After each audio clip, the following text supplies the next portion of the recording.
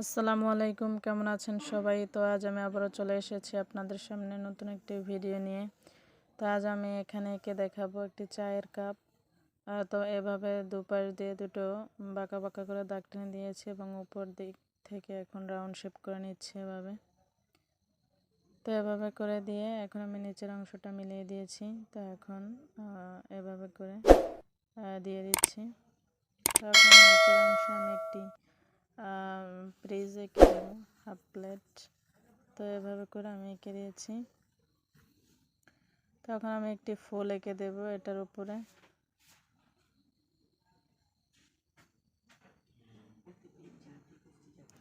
তো এভাবে করে আমি এঁকে দিয়েছি।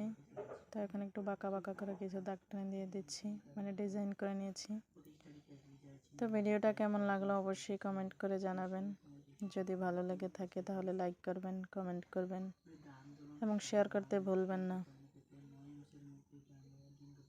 তো এভাবে করে আমি একটু হালকাভাবে একটু মোটা করে দিয়েছি দাগগুলোকে। তো এখন আমি ফুলটাকে একটু হালকাভাবে ডার্ক করে দিচ্ছি।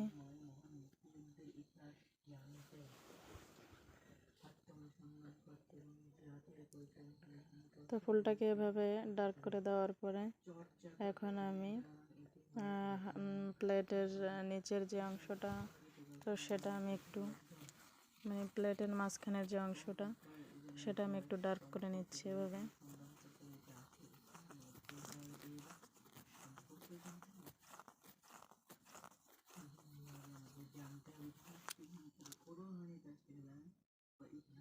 তখন নিচের অংশটাকেও হালকাভাবে একটু ডার্ক করে দিচ্ছি।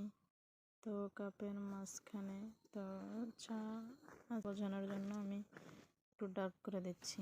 তো আশা করি সকলে বুঝতে পারছেন। তো নেক্সট ভিডিও দেখার আমন্ত্রণ রইল। আজ এ পর্যন্তই।